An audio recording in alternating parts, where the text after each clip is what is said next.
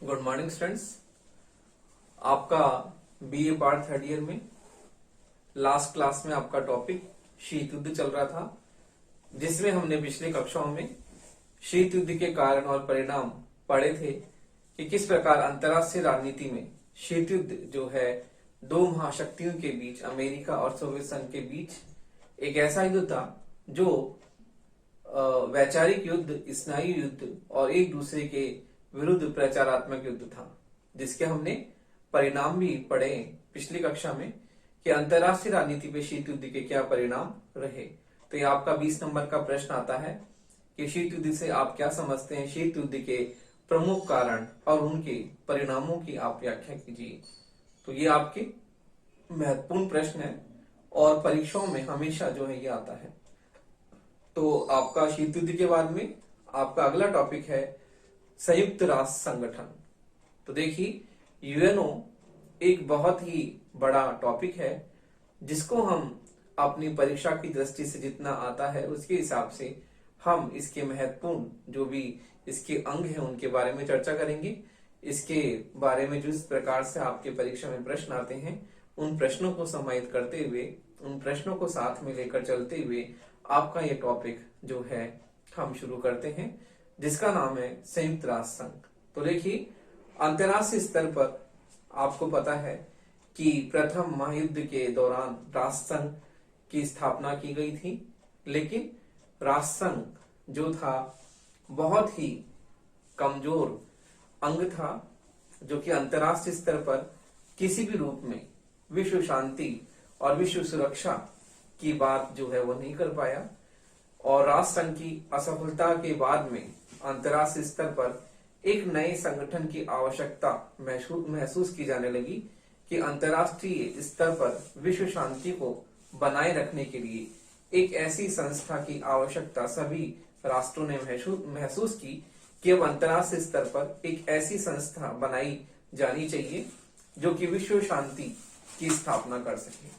तो देखिए, अंतर्राष्ट्रीय स्तर पर संयुक्त राष्ट्र संघ की स्थापना 24 अक्टूबर 1945 को की गई और इसकी स्थापना में प्रमुख रूप से हम देखते हैं प्रमुख उद्देश्य, जब इसकी स्थापना हुई तब उस समय इसके 51 सदस्य देश थे और आज हम जानते हैं कि इसकी संख्या बढ़कर कितनी हो गई है, बहुत अभिवृद्धि हो गई है संख्या में। और अंतर्राष्ट्रीय स्तर पर विश्व शांति को स्थापित करने में इस संस्था का महत्वपूर्ण योगदान रहा है। तो हम देखते हैं कि अंतर्राष्ट्रीय स्तर पर जब भी जो कोई दो देशों के बीच में विवाद है या और भी तनाव है तो उसको ये सुलझाने में ये संगठन बहुत ही कारगर साबित हुआ है और ये संगठन अंतर्राष्ट्रीय स्तर पर विश्व शांति का समर्थक रहा है। और आज सभी हम देखते हैं कि विश्व में जितने भी देश हैं उनमें से अधिकांशतः इसके सदस्य राष्ट्र हैं, क्योंकि इसकी जो है इसकी सदस्यता प्राप्त करना आज अपने आप में एक बहुत ही महत्वपूर्ण बात हो गई है। तो इस प्रकार हम देखते हैं कि संयुक्त राष्ट्र संघ अंतर्राष्ट्रीय स्तर पर विश्व शांति को स्थापित करने में इसका महत्वपूर्ण योगदान रहा है। तो इस प्रकार हम देखते हैं कि संयुक्त राष्ट्र संघ आपका टॉपिक है।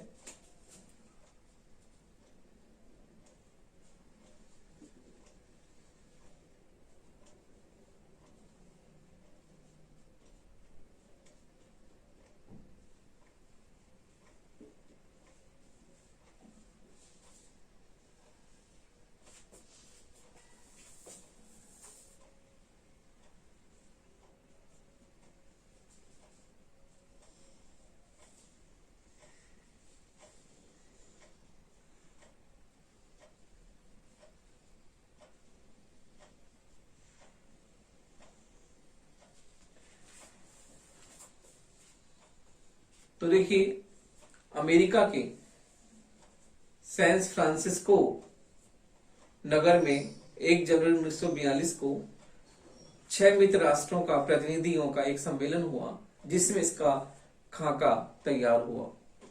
तो हम देखते हैं कि सैन फ्रांसिस्को सम्मेलन में इस संगठन को निर्मित करने का जो है ढांचा तैयार किया गया और हम देखते हैं कि 24 अक्टूबर 1945 को अधिकार पत्र के रूप में जो है इसकी घोषणा की गई।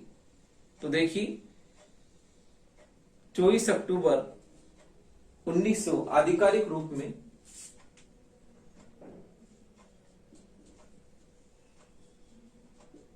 आधिकारिक रूप में 24 अक्टूबर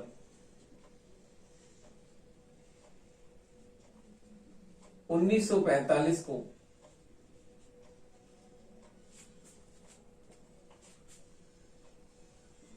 अंतर्राष्ट्रीय स्तर पर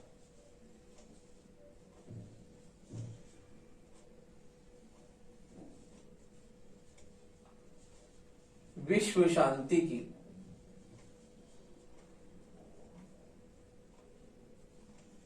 स्थापना हेतु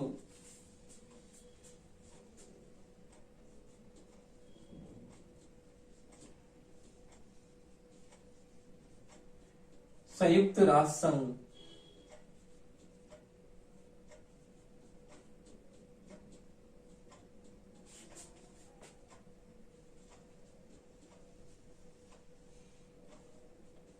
स्थापना की गई।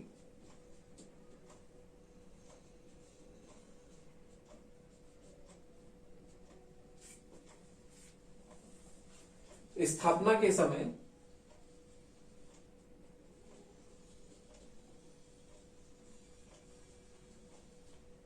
इसकी सदस्य संख्या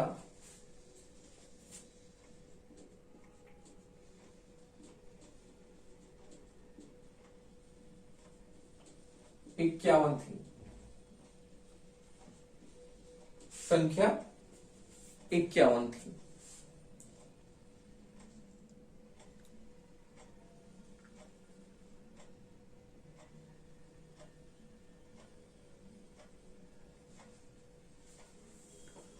तो देखिए हर वर्ष जो है 24 अक्टूबर 1945 को इसका स्थापना दिवस मनाया जाता है। तो देखिए अमेरिका के राष्ट्रपति फ्रैंकलिन रूजवेल्ट ने इसकी स्थापना की भूमिका तैयार की। डमॉर्टन ऑक्स प्रस्तावों में भी इसका हम देखते हैं कि किस प्रकार जो है इसकी स्थापना की प्रस्तावना हमें देखने को मिलती है। अब हम देखते हैं कि संयुक्त राष्ट्र संघ के उद्देश्य। तो देखिए संयुक्त राष्ट्र संघ के उद्देश्य इस प्रकार हैं।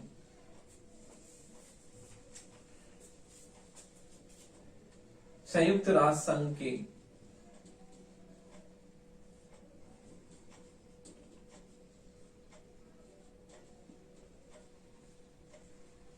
उद्देश्य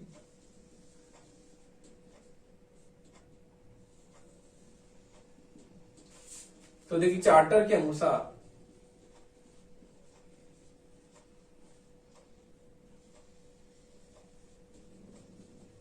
इसके उद्देश्य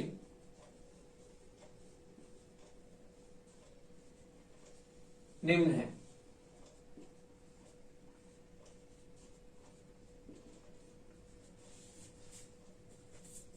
देखिए चार्टर के अनुसार इसके उद्देश्य इस प्रकार है। पहला है सामूहिक व्यवस्था द्वारा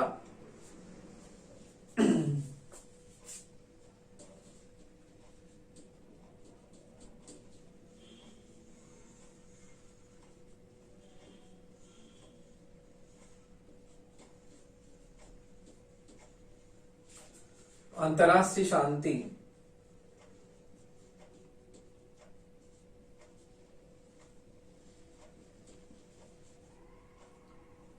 और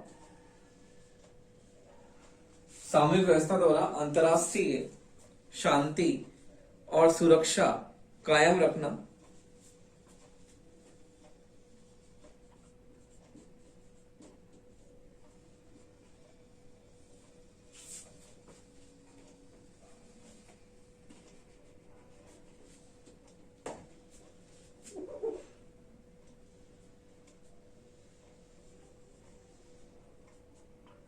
एवं आक्रामक प्रवृत्तियों को नियंत्रण में रखना।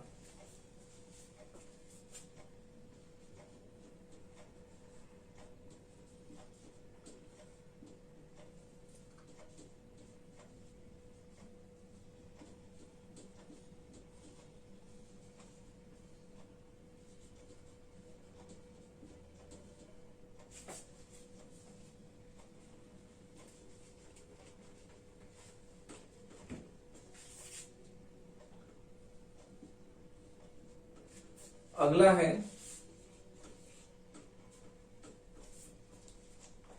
अंतर्राष्ट्रीय विवादों का शांतिपूर्ण समाधान करना।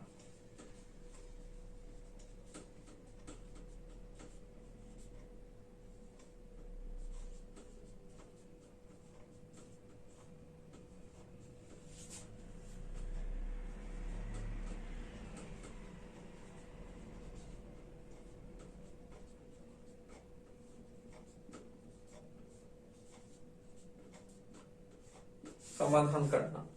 अगला है राष्ट्रों के आत्मनिर्णय और उपनिवेशवाद।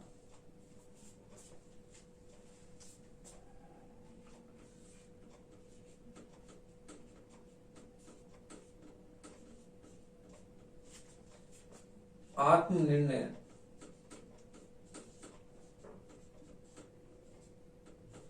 और उपनिवेशवाद विघटन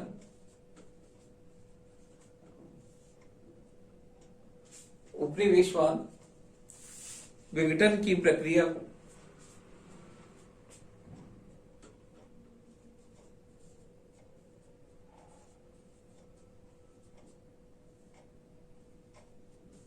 गति देना।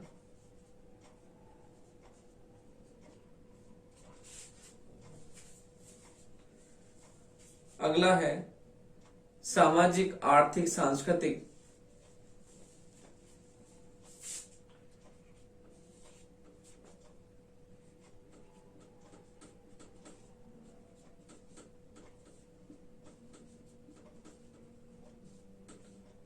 सामाजिक आर्थिक सांस्कृतिक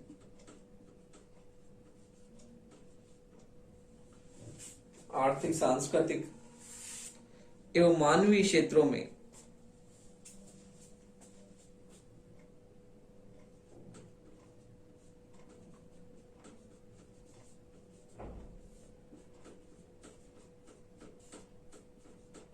अंतर्राष्ट्रीय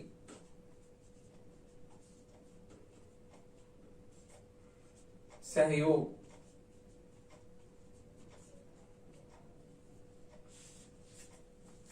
अंतर्राष्ट्रीय सहयोग को प्रोत्साहित एवं पुष्ट करना।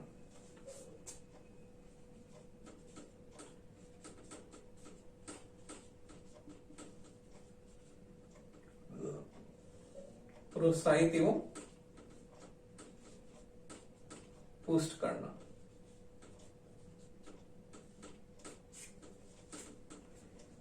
तो देखिए संघ ने इन उद्देश्यों से जुड़े हुए 2 लक्ष्य और भी निर्धारित किए हैं।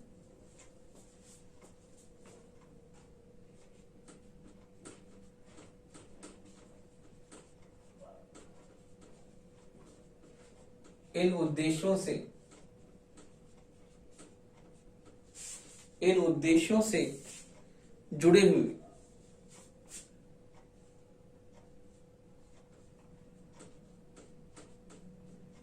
2 और लक्ष्य भी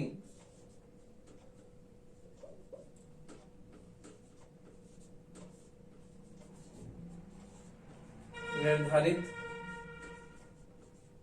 किए हैं।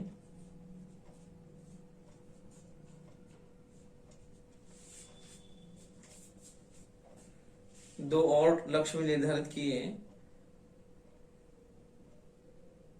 निशस्त्रीकरण और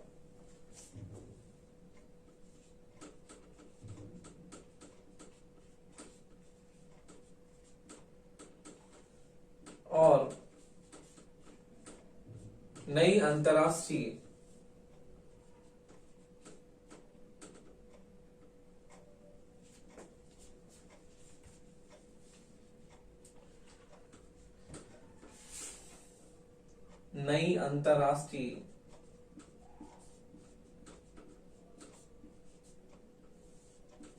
आर्थिक व्यवस्था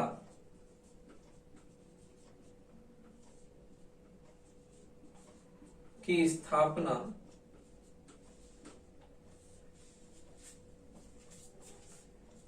आर्थिक व्यवस्था की स्थापना। तो देखिए, संयुक्त राष्ट्र संगठन में सैन फ्रांसिस्को सम्मेलन, डमार्टन ऑक्स सम्मेलन और अमेरिका के राष्ट्रपति फ्रैंकलिन डी रूजवेल्ट का महत्वपूर्ण जो है उनका योगदान रहा है, उसे हम नहीं भुला सकते। और यूएनओ में जो है उन्हीं के प्रयासों से ही यूएनओ की स्थापना 24 अक्टूबर 1945 को की गई। तो हम देखते हैं कि 24 अक्टूबर 1945 को इस संगठन की स्थापना हुई। तो चार्टर में इसके उद्देश्य रखे गए। पहला है सामूहिक व्यवस्था और अंतर्राष्ट्रीय शांति और सुरक्षा कायम रखना एवं आक्रामक प्रवृत्तियों को नियंत्रण में रखना। तो इसमें सामूहिक व्यवस्था की गई है। अंतर्राष्ट्रीय शांति और सुरक्षा कायम रखने के लिए यदि कहीं पर ऐसा कोई युद्ध या ऐसा कोई संकट होता है तो कुछ देशों की सेनाएं मिलकर सामूहिक रूप से जो है उस युद्ध को, उस आक्रमण को नियंत्रण में करने की शक्ति जो है प्रदान की गई है चार्टर में। तो इस प्रकार से सामूहिक रूप से जो है अंतर्राष्ट्रीय स्तर पर शांति और सुरक्षा कायम की जा सकती है और इस प्रकार आक्रामक प्रवृत्तियों को नियंत्रण में रखा जा सकता है। दूसरा है अंतर्राष्ट्रीय विवादों का शांतिपूर्ण समाधान करना। इस संगठन की सबसे महत्वपूर्ण शक्ति यह है कि अंतर्राष्ट्रीय स्तर पर ये विवादों का शांतिपूर्ण समाधान करती है।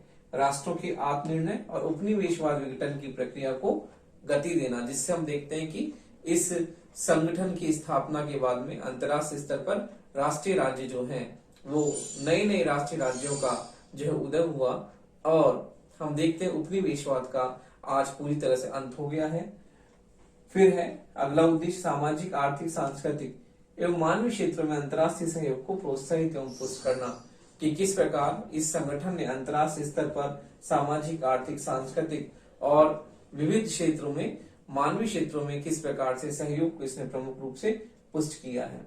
और इन दो उद्देश्यों के अलावा इसके दो और लक्ष्य भी हैं, निशस्त्रीकरण और नई अंतर्राष्ट्रीय आर्थिक व्यवस्था की स्थापना करना, ये भी इसके महत्वपूर्ण उद्देश्य हैं। तो देखिए, संयुक्त राष्ट्र संघ के ये प्रमुख उद्देश्य हैं जिन पर यह संगठन पूरी तरह से जो है कार्य करता है। अब हम देखते हैं कि संयुक्त राष्ट्र संघ के सिद्धांत क्या है।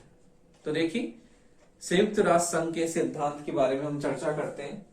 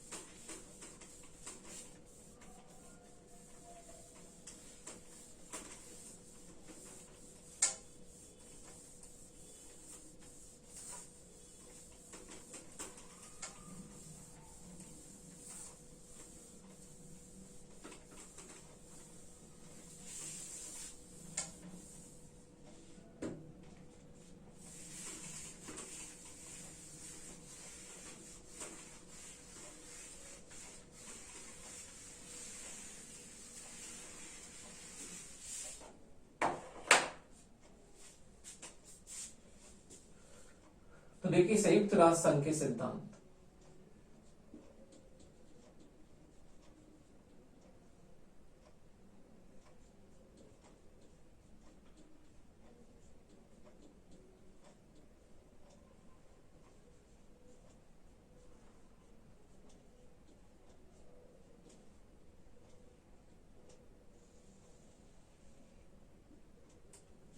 संघ के सिद्धांत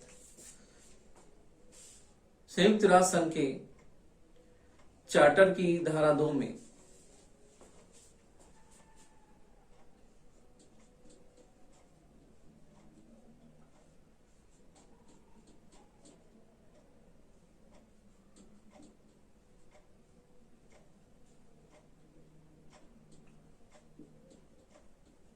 चार्टर की धारा 2 में इसके निम्नलिखित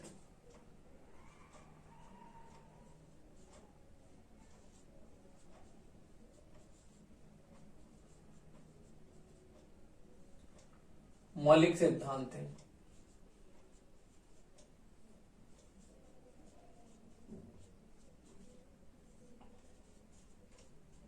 निम्नलिखित मौलिक सिद्धांत हैं। पहला है इसका प्रधान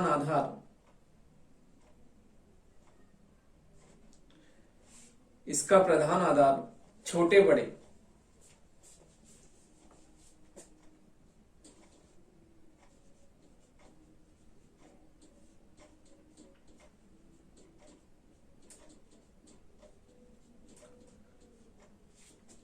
बड़े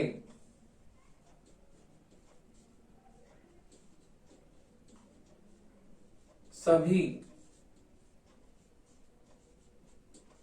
देशों की समानता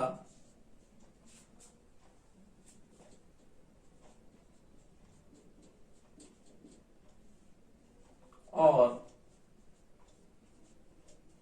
सर्वोच्चता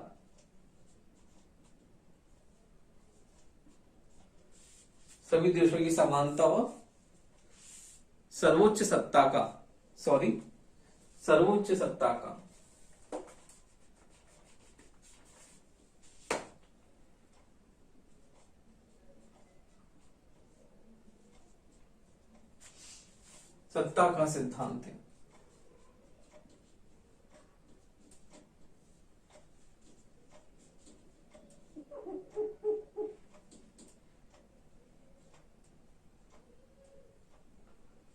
सिद्धांत है।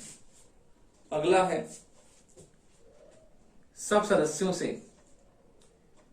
यह आशा रखी जाती है कि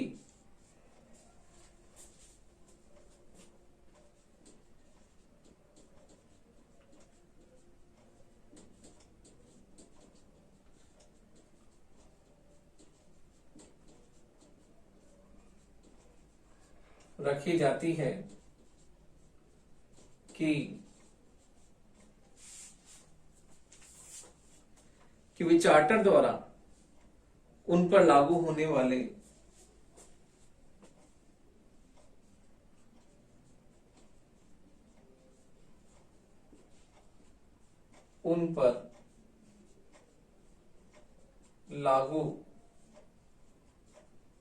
होने वाले सभी दायित्वों का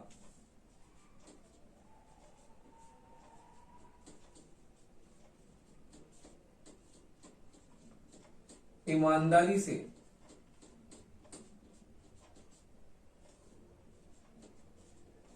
पालन करेंगे।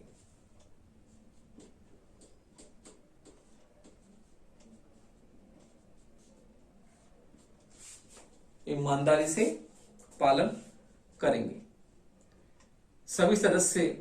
अगला है सभी सदस्य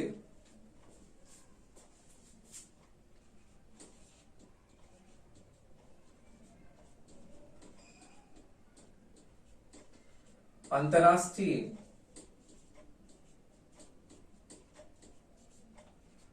झगड़ों का